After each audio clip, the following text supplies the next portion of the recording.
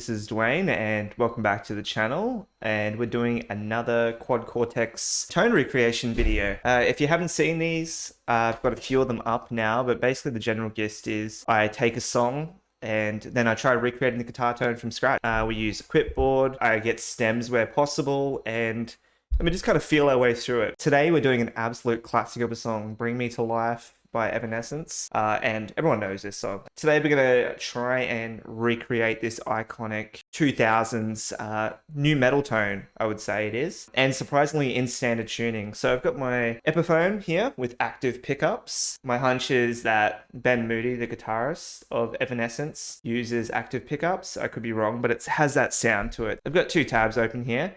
Today I'm actually going to play with tabs, and it's in standard tuning. Didn't actually know how to play this song, so the tabs are going to help me kind of get this a little bit more accurate today, but we're going to focus on the gear here. So we're not really interested in the guitars, we just want to know about the amps right now. So he's used a line 6 amp, two line 6 amps. What have we got here? Mesa Boogie dual rectifier. So that could be a good little avenue. Another line 6 spider. So I don't know if he used that with Evanescence. He's got a Marshall JCM 800. We have this model on the Quad Cortex as well. Recording processor fallen. Heads were just the JCM 800, which is all souped up and modified. The Marshall amp for both left and right sides. EQing it to sound heavier than usual. Then I A-B'd it by using a Mesa on the left side. The difference is tonality with the different frequencies. The two amps really do create a larger stereo feel. Okay, so we may do some amp combinations. We might be able to get away actually with just using a JCM 800 by the sounds of it. Maybe a Overdrive. So we've got enough information on here. FX pedals. So what we're actually going to do, we're going to create a preset. This kind of song needs a noise gate. So we're going to do a simple gate. Heavier stuff, I always put a noise gate in there because otherwise it's out of control. So we've got amp. The Brit 2203 is a JCM 800. So we're not going to bother doing any modifications on that now. We're going to do a 412 Brit 60 AGB 7589. I really should pin this. I use this pretty much all the time now. This is like one of my go-tos with Marshall amps. Let's see how this sounds.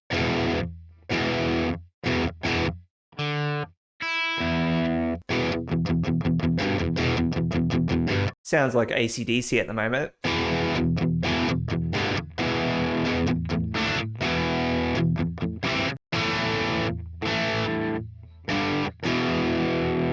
Yeah, okay, that doesn't sound anywhere like Evanescence. Obviously the gain and whatnot is all turned down. Sounds, we can make this work, I think. With this, we're gonna go 7 on the gain. Generally when I use this amp, what I like to do is I try and like, at the master around about 6 so we can get that kind of natural saturation. I realize it's not a real amp. Still can respond like a real Marshall if you dial it in right. Bass 4, I always put that down one. It's got a bit of mid-range in this song, so we'll put that to 7. Treble will bump up to 6, and presence we're also going to bump up to 6 on this one just to kind of give it a little bit of more like character, I guess. Let's see how this sounds.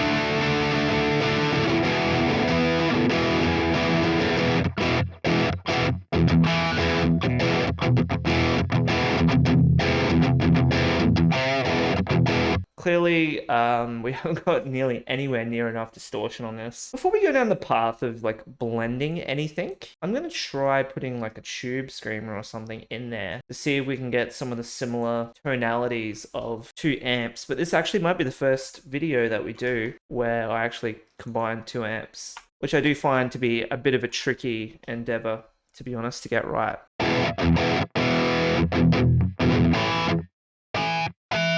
I think he does like a pinch harmonic there, doesn't he? He's like...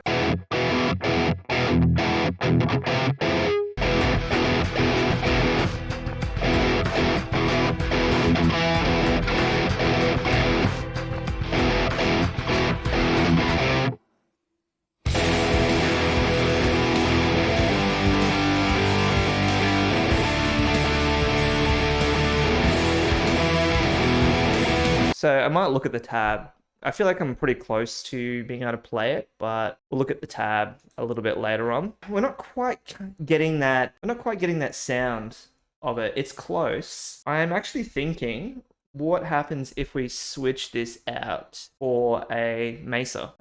We'll go for the CA Duo. We'll do channel 3 for that, for the cab. Obviously, we want a cabinet to complement it. So, hey, the CA Recto V3098 could be good.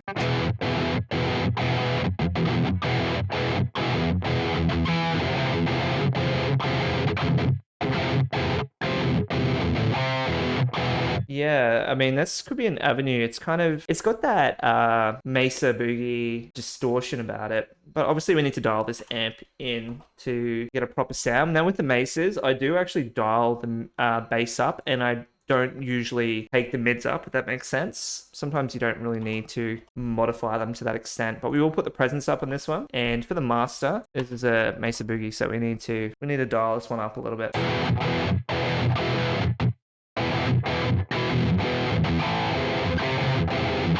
Oh yeah, actually that sounds...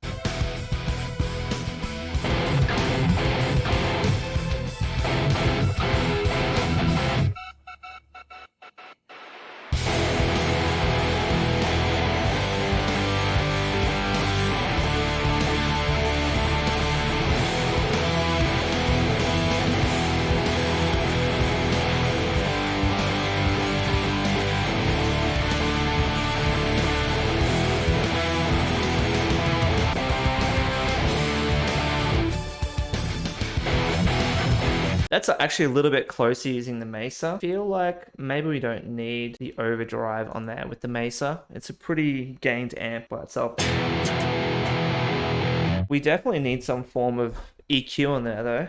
But before we do that, I'm actually wondering, what did he say on amplifier stuff? I think it was the Mesa on the left. Mesa on the left-hand side. So what we're going to do here, we've got is this a stereo? No, that's mono cabinet. We want stereo. So we've got this. Now what we're gonna do is we're gonna set this to input 1. This is row 3. They're basically taking the same input on the same rows, basically duplicating it. Except we need a noise gate on there as well. Okay, we're going to make this one Brit 2203, and we're going to 41289 cabinet. I think for this one, we said we're gonna have gain 7. I think the bass goes down on this one instead of up. We put the mid-range up because that's a Marshall amp. Treble 6. We do presence 6 to give it a little bit more clarity. And I think we had the master at 6 as well. Good. Okay, so this is a dual amp setup. I think you can do it with the splitter as well, but...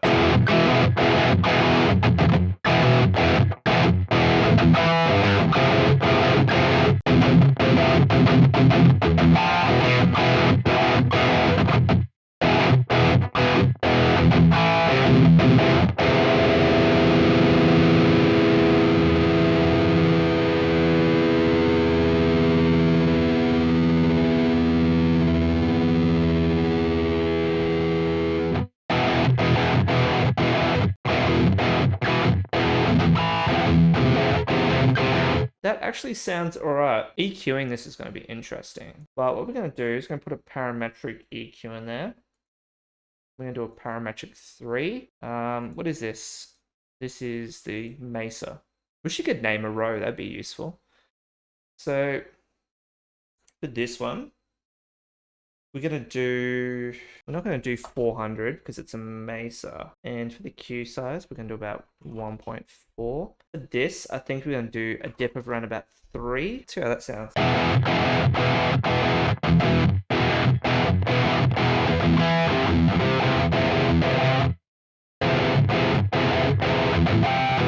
Hey, that's a massive improvement already. I don't know if we need to duplicate this for the Marshall, but we probably, I guess, want to do similar cuts and boosts at the same frequencies. Now we're going to do a little higher one to enhance the clarity and articulation.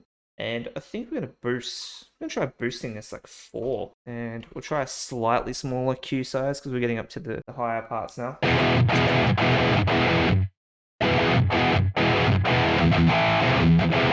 That's not too bad. Finally, we probably want to do a high shelf on here, I reckon.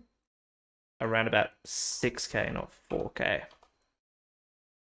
Because this is more metal. We might put that down to 1.2 actually.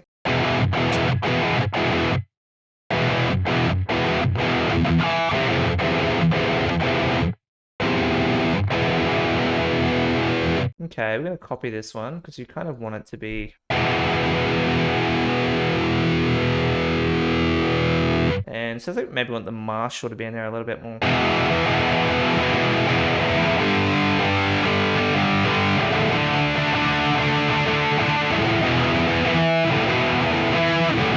That sounds pretty decent to me. We've actually got the 2 amps set up to somewhat work here. Now, what we might do as well is we may add like a room reverb in there just to make it sound a little bit bigger. So we'll set the mix down low on that one and probably bump the decay up to about 1.5. And pre-delay, we'll set that around about 20, I reckon. And we'll duplicate that one too.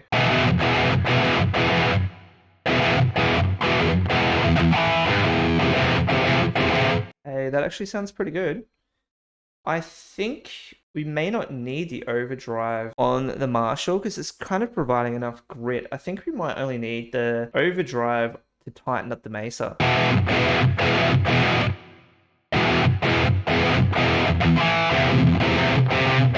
Way too much delay. Maybe we'll put that down to 15. I don't know if that's acting as kind of like doubling it. What's here?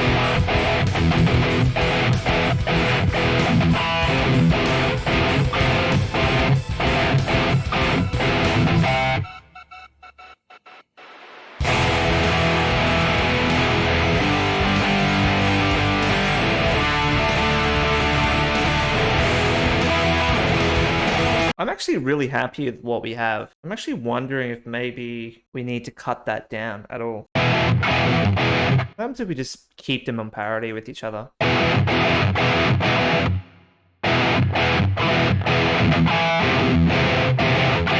mean, that sounds legit. Maybe we can, what happens if we just mess around with the overdrive a little bit?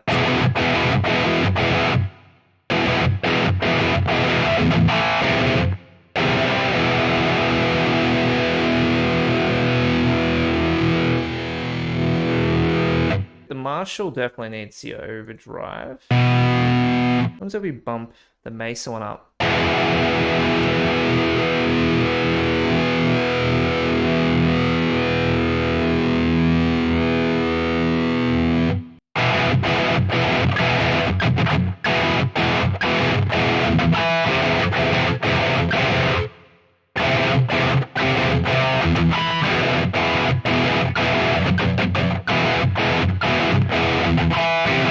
This may not be the best way to do dual amps because we're having to duplicate process. I think there is a way you can do dual amps using a splitter, but this seems to be the easiest way of like having 2 signal chains, and it probably does make sense, doesn't it? You could probably set this to go out to row 3 maybe? Oh wow. Yeah, no, we'd have to obviously go changing our pedals and stuff to do that. We're not going to do that.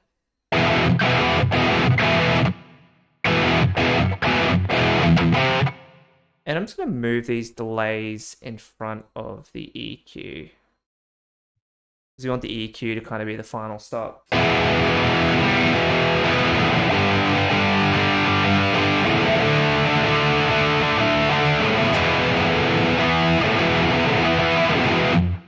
Yeah, okay, that sounds decent. Maybe we'll remove one of the delays as well.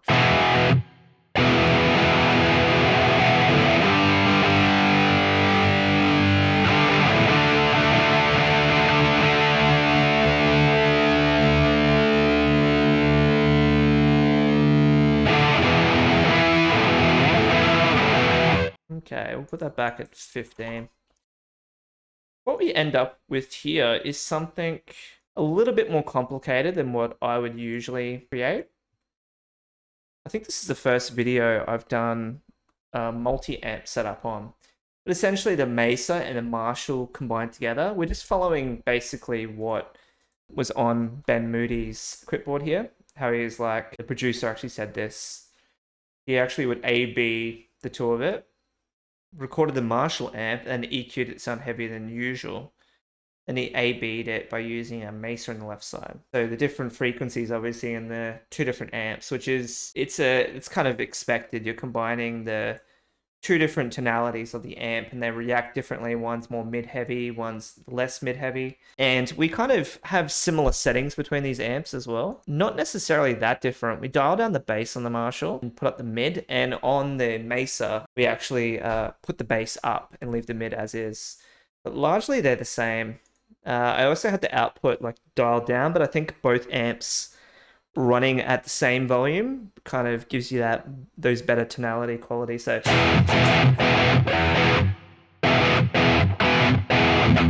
I wish also, can you disable a whole row? Okay.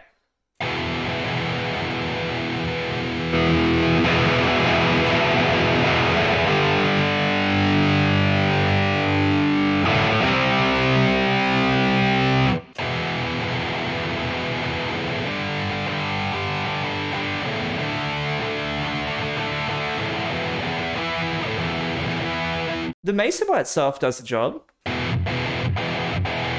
It's got that crunch sound to it, but both amps,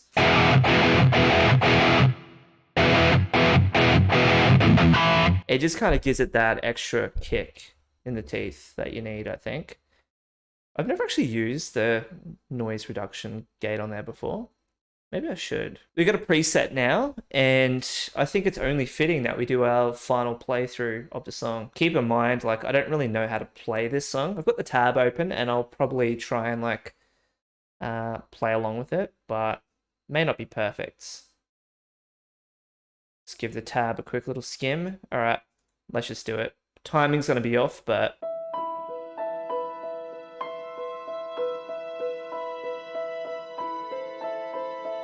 see if I can do the vocal line.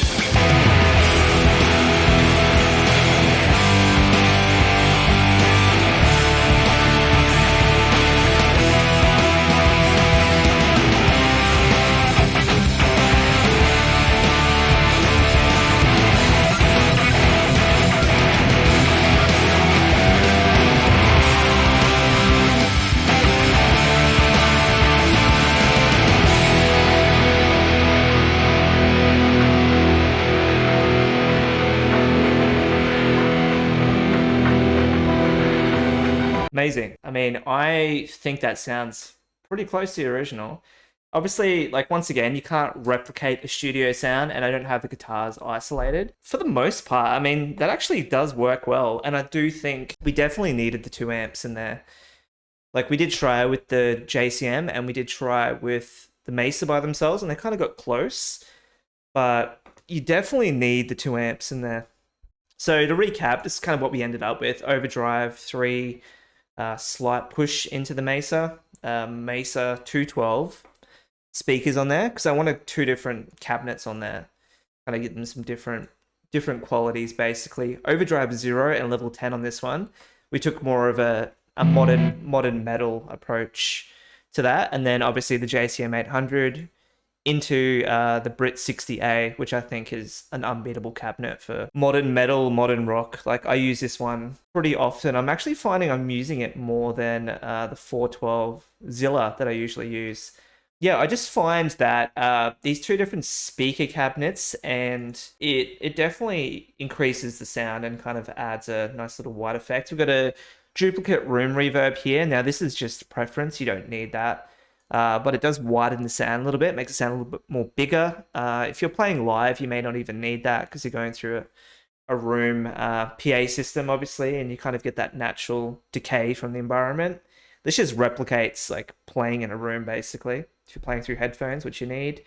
And we ended up duplicating the EQ, where we did a cut at 350, then we did a boost at 2500, and then we did a high shelf at 6000 at 3 on both. I thought maybe we might only need it on one, but it seems to, you want parity where possible between both amps in a dual setup. I mean, that's it. That's it. Like a lot of these presets, it's just trial and error really. And obviously a dual amp setup is a little bit more involved. The reason that you do first row and third row is the Quad Cortex has split DSP. So when you do it, the first 2 rows are their own space on the device, if that makes sense. And then 3 and 4 are their own 2 different kind of parts of the CPU in there as well. So you can run 2 distinct different rigs in there, but it allows you to do that blended setup where both of them are running in from the same input and then they're running out. So it's like, and then because we're not using a splitter, you can use the output to dip and increase the amps depending on what more of the qualities you want to shine through.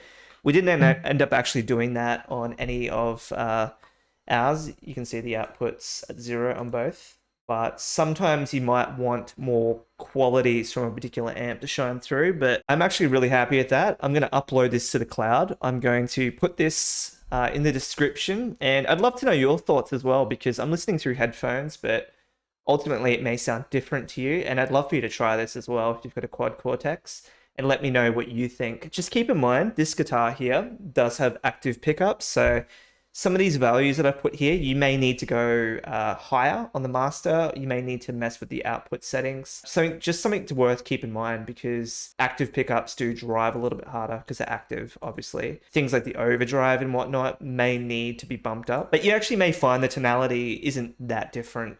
So something worth keeping in mind. And if you have any requests for any songs you want to see me try and recreate, can be anything. As long as it has guitar on it, obviously. I'll give anything a shot, so requests are always welcome. And if you made it to the end of this video, as always, I appreciate you watching, and I'll see you next time.